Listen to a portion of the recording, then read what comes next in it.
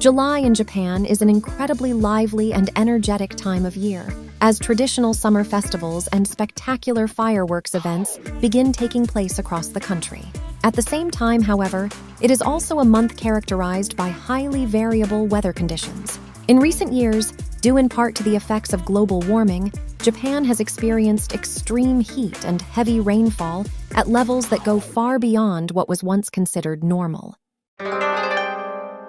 First, there are 3 important points you should understand about Japan's overall weather patterns in July: the end of the rainy season, extreme heat and humidity, and sudden torrential downpours. From early to mid-July, much of Japan, except for Hokkaido, typically remains in the rainy season, known as Tsuyu. In recent years, atmospheric conditions during the final stage of the rainy season have become particularly unstable. As a result, sudden localized downpours, often called guerrilla rainstorms, as well as long, narrow bands of intense rainfall that can remain over the same area for hours, have become increasingly common. These weather events can sometimes disrupt transportation, so travelers visiting Japan in early July should stay alert and monitor weather forecasts closely. By mid to late July, the rainy season usually comes to an end. Once that happens, full-scale summer arrives almost immediately.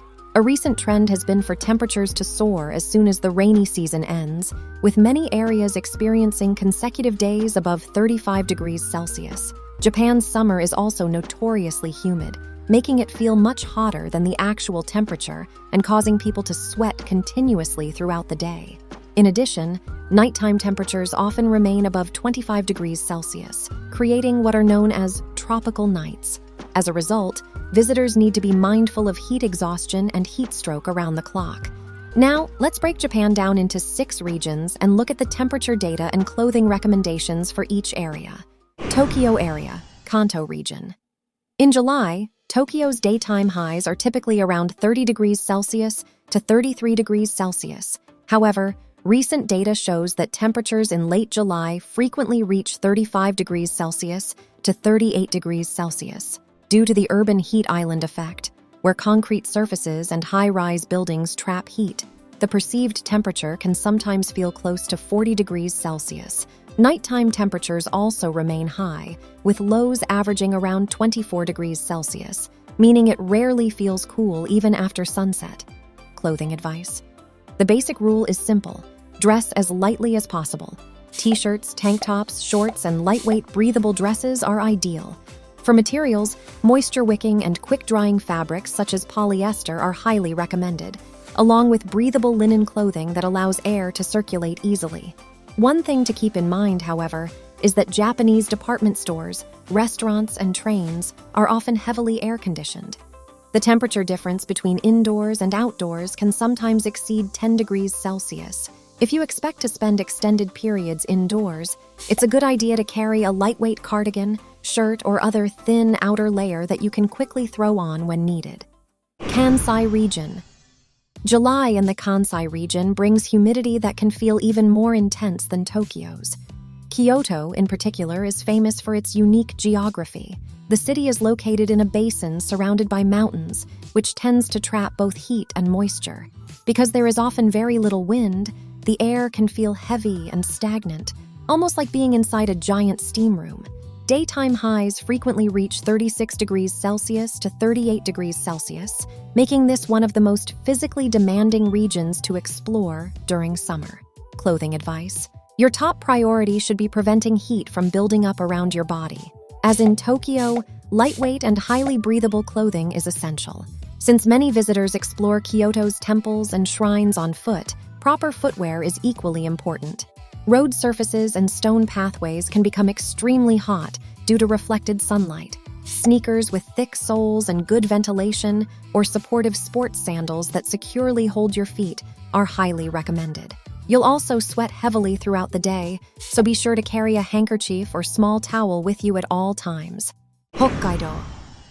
Hokkaido in July is often considered the perfect escape from the intense summer heat of mainland Japan. Unlike most of Japan, Hokkaido does not experience a clearly defined rainy season, and visitors can usually enjoy dry, sunny, and refreshingly comfortable weather. Average daytime highs are typically around 24 degrees Celsius to 26 degrees Celsius, making it one of the most pleasant regions in the country during summer. That said, recent years have seen an increasing number of days in late July when temperatures exceed 30 degrees Celsius, even in Hokkaido. Clothing advice. For daytime sightseeing, short-sleeved t-shirts or lightweight long-sleeved shirts are usually perfectly comfortable. However, temperatures can drop quickly after sunset. Be sure to pack a lightweight jacket or windbreaker in your suitcase. Chubu and Hokuriku regions. One of the defining characteristics of this area is the dramatic variation in climate between major cities, mountainous regions, and the Sea of Japan coast. The Tokai region, centered around Nagoya, is among the hottest areas in Japan. In late July, daytime highs of 37 degrees Celsius to 38 degrees Celsius are not uncommon, creating extremely harsh conditions. Meanwhile, Hokuriku cities such as Kanazawa often experience frequent rainfall during early July due to the lingering rainy season, resulting in persistently humid weather.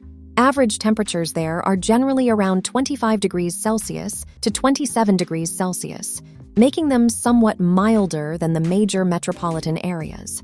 Mountain and highland destinations such as Haida Takayama and Kamikochi serve as excellent summer retreats. Thanks to their higher elevations, average temperatures in July range from approximately 18 degrees Celsius to 22 degrees Celsius, and even daytime highs usually stay around 30 degrees Celsius or below. Clothing advice.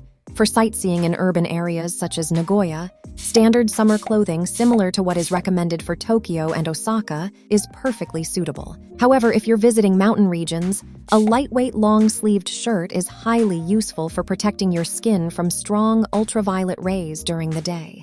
Your clothing choices should be adjusted depending on your destination. Kyushu and Shikoku regions.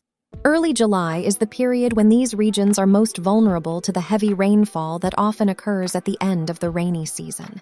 Warm, moisture-laden air frequently flows into the area, creating conditions where intense downpours can develop in a very short period of time.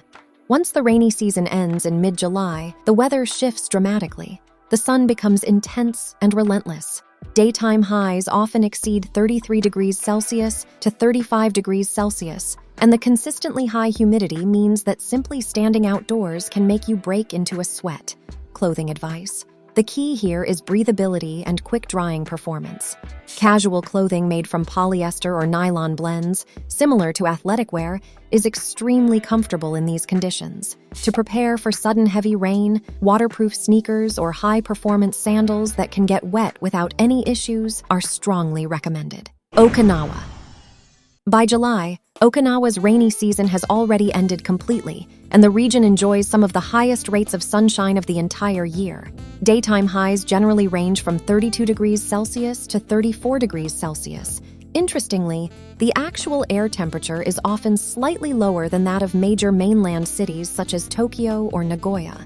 However, because Okinawa is surrounded by the ocean, UV radiation is significantly stronger than on the mainland. Prolonged exposure to direct sunlight can result in severe sunburn that feels more like an actual burn than a typical tan. Clothing advice. A relaxed resort style, t-shirts, shorts, and sandals, is perfectly normal and fits right in with the local atmosphere. However, protecting yourself from the intense UV radiation is absolutely essential. UV protective sunglasses, a wide-brimmed hat, and strong sunscreen are non-negotiable. In addition, even when exploring the city rather than the beach, wearing a lightweight long-sleeved layer, such as a rash guard or linen shirt, to block direct sunlight can actually help reduce fatigue and keep you cooler overall. So, what did you think? If you found this video helpful, please give it a thumbs up and subscribe to the channel for more travel tips about Japan. Earst Japan will continue bringing you the charm of Japan and the latest travel information. See you again in the next video. Bye! See you!